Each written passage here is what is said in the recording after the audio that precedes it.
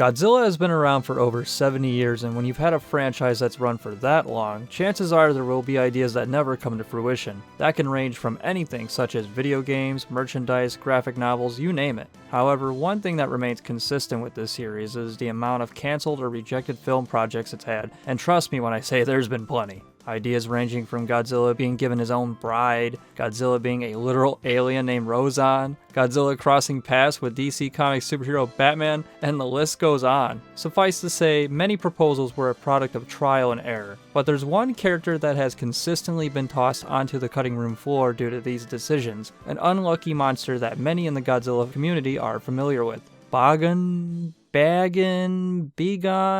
Bacon? For the sake of this video, I'll be sticking with the first pronunciation I used. Today, we'll be taking a look at the many failed attempts to bring this titan to the big screen. This is the story of Godzilla's scrapped adversary, Bagan.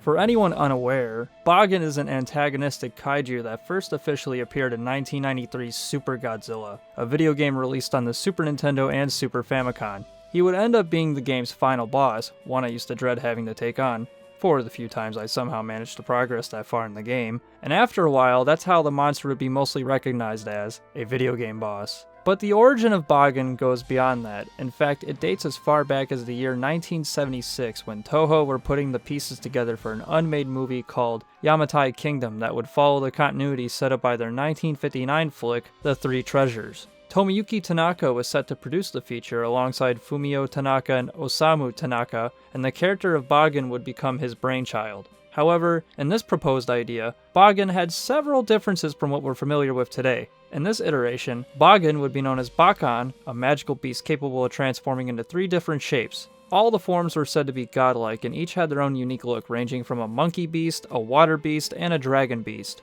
Despite having what was essentially a finalized manuscript, Toho Kingdom would never see the light of day as Toho felt they wouldn't have the budget necessary to properly bring this concept to life. Even though the movie was canned, it didn't stop Tomoyuki Tanaka from attempting to utilize Bagan going forward. During the 9-year gap between Terror of Mechagodzilla and The Return of Godzilla, Tomoyuki Tanaka sought out to find the right film treatment to bring the Godzilla series back. One of those early proposals was pitched in 1980 by Tanaka and writer Akira Murao, simply titled Resurrection of Godzilla. To summarize, the story for this treatment would have centered around the shape-shifting Bakan terrorizing Japan. The constant ensuing battles with the JSDF would eventually lead into a conflict with the returning nuclear leviathan, Godzilla. The two kaiju would fight it out with the King of the Monsters emerging victorious and leaving Japan in yet another state of panic in the wake of his return. Toho was seemingly intrigued by the idea, but still felt unwilling to create such a costly production, even one with Godzilla's name attached to it. A few years later, Akira Murao would collaborate with fellow writer Hideki Nagahara to make several revisions to the previous Resurrection of Godzilla draft. This version of the screenplay by Nagahara is the one you'll most likely come across online. The story beats are similar to the prior script, but one of the biggest differences was that Bakan now possessed a 4th and final form dubbed the Demon Beast. Here, his other 3 forms would combine and create something along the lines of a towering totem monster. While no official concept art was ever created for Bakan, we do have these illustrated interpretations to go off of. Very unique to say the least. It should also be noted that at some point within this time period, the name Bakan would be changed to Bagan for reasons that are still unclear. But like before, Resurrection of Godzilla was deemed too expensive to pour money into. This would lead the crew to go back to the drawing board, and eventually the finalized concept for 1984's The Return of Godzilla was approved, and the rest is history. Ordinarily, you'd think that Bagan was considered done after 3 consecutive strikeouts, but he was just getting started. After the production of 1989's Godzilla vs. Biollante wrapped up, Toho wanted to put the spotlight on another well-known kaiju of theirs, Mothra. For this intended revival of the deity, Mothra would go head-to-head with Bagan, and this would be considered a direct sequel to Godzilla vs. Biollante, and like every other installment in the Heisei series, the psychic Miki Sakusa was going to appear in the film. The perceived idea would be labeled Mothra vs. Bagan and penned by Kazuki Omori. It was going to tell the tale of how the god of darkness Bagan once wreaked havoc upon forests all across the globe in ancient times, only to have been stopped by a clan of Mothras. However, in 1990, Bagan re-emerges and Mothra would have to step in to protect the world from his devastation. Initially, Bagan was still slated to possess 3 distinct forms, but that would all change when special effects director Koichi Kawakita felt that it wouldn't be necessary. Instead, going forward, Bagan had one singular design. Several pieces of concept art were created for the proposed film, all of which depict the creature in different shapes and sizes, but the artwork that typically appears the most is this one right here.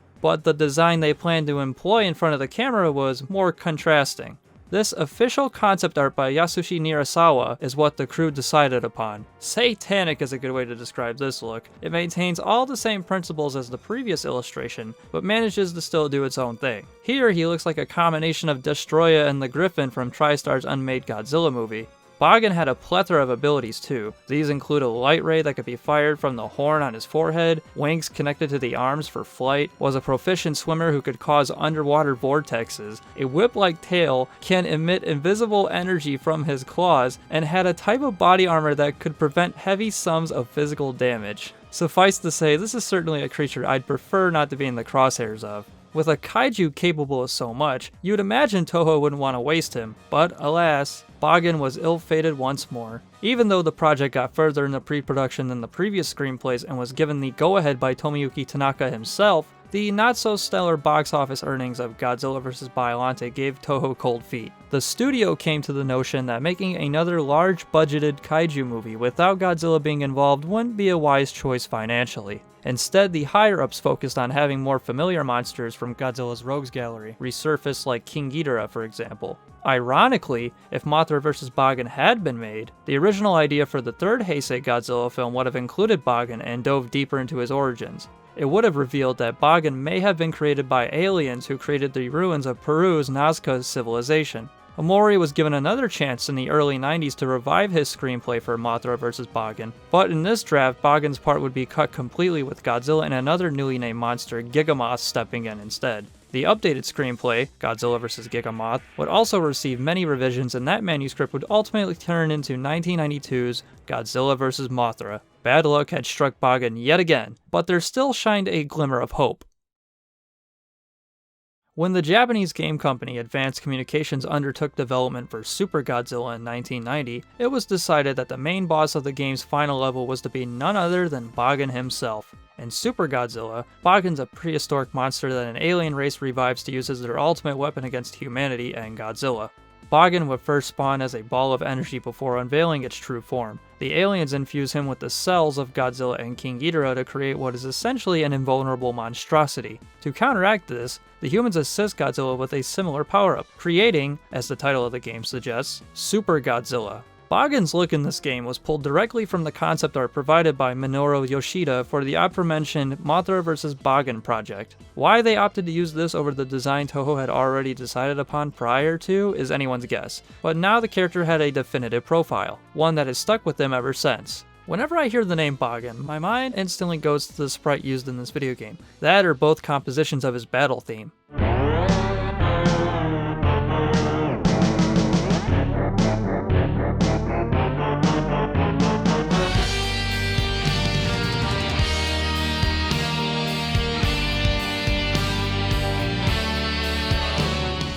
I could dig into my past experience with Super Godzilla further, but I'll save that topic for another day. The game itself wasn't met with the most positive reception, and happened to be one of the last games created by Advanced Communication Company before filing for bankruptcy in 1994. However, Super Godzilla did go on to influence Toho with aspects surrounding their future films. They almost took complete advantage of the game's plot for another unmade production tentatively known as Godzilla vs. Bagan. This got suggested not once, but twice. Well, I suppose it could be 3 times if you'd like to include the previously mentioned Godzilla 3. Not many details are known about these 2 later concepts, but it is believed that after production of 1993's Godzilla vs. Mechagodzilla came to a close, Toho wanted their 6th movie to close out their Heisei series of Godzilla movies with a bang. For this 1994 pitch, Godzilla would have embodied the super form that was introduced in the Super Godzilla video game in order to duke it out with Bagan. Mothra and Rodan also would have been involved in the story. This may or may not have contradicted the fact that Rodan straight up dies in the previous installment and transfers his life force over to an injured Godzilla. Who knows how they would have fixed that one, but I digress.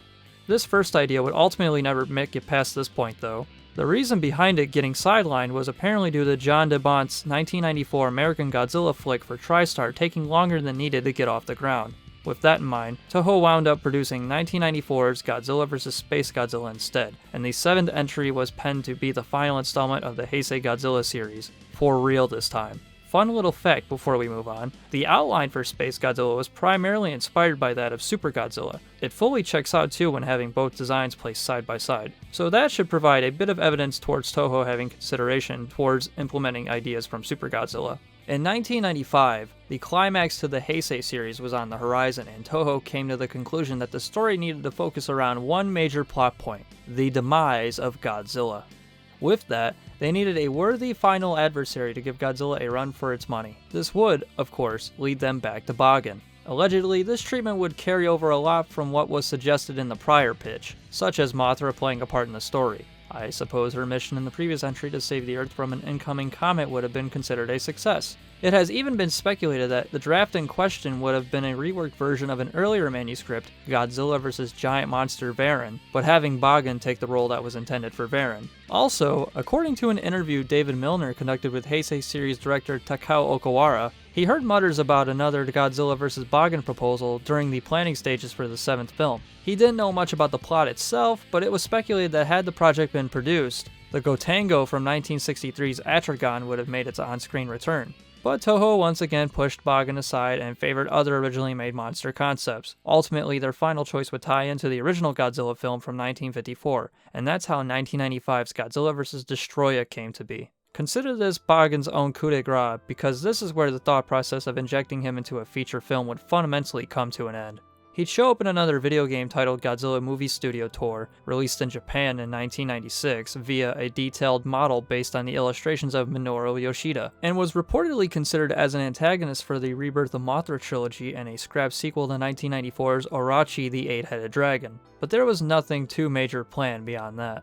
A component as to why this could have been the case is that his biggest advocate, Tomoyuki Tanaka, passed away in 1997. Remember, it was Tanaka who helped conceive the monster from the beginning and repeatedly attempted to try and give this character a break. But alas, nothing ever came to fruition, and the ancient kaiju essentially hit a standstill. Even without a proper cinematic debut, Bagan still built up quite the cult following. There was a time where online members of the Godzilla community made it a point to discuss his untapped potential and debate just how powerful he truly is. Usually what you'd find of the character online is a ton of fan art, mostly depicting him as this higher power of sorts. There were also instances where people imagined or created different scenarios for the demon beast. Someone even fabricated a Godzilla Final Wars deleted scene of Bagan using footage from another short-lived Toho tokusatsu series titled Super Fleet Caesar X. Clips of two monsters from the show, Rezos and Rezos, were used and passed off as being Bagan. Many people actually thought this was real, when that simply wasn't the case. If I had to make a comparison, Bagan was looked at in the same light as the first iteration of Broly from Dragon Ball Z. Some people thought of him as a hulking brute that would be unstoppable against any opposition, while others weighed in on the character saying how overrated he had become. My opinion of him lies somewhere in between. Either way, it didn't necessarily matter how polarizing Bagan was made out to be. Any attention was better than none, and a few decades after his last appearance, it would all start to pay off. Quite possibly the most surprising news that had occurred for the character after such a long absence was his shocking inclusion in the Japanese-made web series funded by Toho themselves, Godziban. This little segmented puppet show first premiered in 2019 would go on to have a total of 4 seasons, with several specials also being produced along the way. One of which managed to bring Bagan out from the shadows and into the spotlight. Bagan was introduced in a prologue episode of the show that would be appropriately called Mothra vs. Bagan Prologue. Like most effects work done on this series, Bagan would be brought to life in the form of puppetry. The puppet sculpted for Godziban stood at about 7.5 feet tall with a width of approximately 6 feet. Bagan's design here is nearly identical to the model used in Godzilla Movie Studio Tour, but still changed enough to reflect the Godziban aesthetic. Also, because of how the puppet was painted, depending on the lighting source, he could even reflect the same brownish hue of his 1993 design. Pieces of his origin and abilities would be pulled from 2 separate sources, SuperGodzilla and the unmade Mothra vs. Bagan. There were, however, plenty of changes. Bagan was a monster fabricated in the future, sent back to the present to cause mass destruction in favor of the Futurians, who you may remember created King Ghidorah in the 1991 film Godzilla vs. King Ghidorah. In order to create this creature, the demon beast would be implanted with the cells of both Godzilla and King Ghidorah, exactly how he was in SuperGodzilla. Only this time it is explained that the cells were collected by time-traveling Dorats. With nothing but Bagan's primary objective being chaos, it's up to a pair of Mothra larva twins and Batra to put an end to this madness. Many aspects of Bagan felt similar but also different, including a new theme song composed by Nana Moroboshi.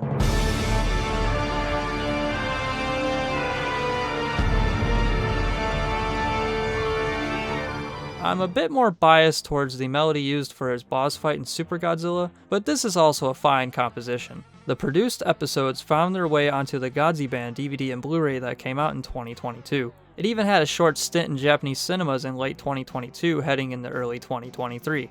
Godziban may not necessarily be what fans of the character had envisioned for him after all these years, yet nonetheless it's clear that the crew behind this gave Bagan all the care in the world. Hell, even SuperGodzilla wound up being a part of the show following this, and ended up having a rematch with Bagan no less. The creators of this web series stated that their hope was to introduce the Demon Beast to a whole new audience in hopes that it would influence future creators to include him in other forms of media. Perhaps this was a step in the right direction for him. Bagan would ultimately go on to break new ground in 2023 as he became the first Godzilla monster that originated from a video game to be added as a member of Bandai's Movie Monster series toy line, one of which I happen to have in my possession. Just by looking at it, it should be a no-brainer where the thought behind this mold came from. I have to say, from a toy standpoint, this looks really good. Obviously fans agreed, and this led to the announcement of a re-release of Bagan's figure, only this time with a color scheme resembling his appearance from 1993's SuperGodzilla. Speaking of, in conjunction, Bandai also showed off that SuperGodzilla itself would be joining the Movie Monster series line as well. Although I do find it fairly funny and ironic that this figure is basically just a restructured mold of the Movie Monster series SpaceGodzilla. Talk about a full circle moment. I placed a pre-order for both of them last year and am still patiently waiting for them to ship out. If you'd like to do the same, each can be found through various online vendors such as Big Bad Toy Store and the official Godzilla Store website, just to name a couple. X Plus even made a Bagan figure for its 30cm line based on his look in Godziban. If you're a music lover such as myself, then you'll be pleased to know that SuperGodzilla's full original soundtrack was also re-released onto CD by CinemaCon back in 2020. It includes tracks from the game itself and tunes that were made specifically for Columbia Records' CD release back in 1993. The cover art also features artwork by Naoki Kato, and looky here, an in-game sprite of the Demon Beast himself is proudly present on the CD's Obi strip. Last but not least, SuperGodzilla and Bagan are also now obtainable characters that can be acquired in the Godzilla Battle Line mobile game, making this their first video game appearances since the 90s. With all that is available currently, it should go without saying that it's a good time to be a Bagan fan. From being an unmade character that always received the short end of the stick, to now officially having his own pieces of merchandise, Bagan has had one hell of a comeback story. But that leaves us with only one question: will Bagan ever appear in a feature-length film? Whether you like him or not, he did indirectly help shape fan-favorite installments in the Godzilla franchise. The Return of Godzilla ended up the way it did because of a prior manuscript involving Bagan. Godzilla vs. Mothra also went down a similar path. Bagan was sacrificed ever so frequently, so perhaps it's time to throw him a bone and give him a big-budgeted on-screen debut. I mean, at this point, why not? Maybe he could finally get his chance to show audiences across the globe what we've been missing out on. Frankly, after everything the Demon Beast was put through, I would like to see it happen. And judging by the results of a poll I conducted recently, many of you agree. However, I also firmly believe that it can only be done properly with the right creative direction behind the production. Whoever those individuals may be is up in the air. Be that as it may, every minute counts, and Toho might as well strike while the iron's hot. If there's one thing Bagan has shown us, it's that no matter what obstacles appear in front of us, with enough time and patience, almost anything can be achieved. But until that day approaches us, all that remains to be said is, sayonara, Demon Beast Bagan.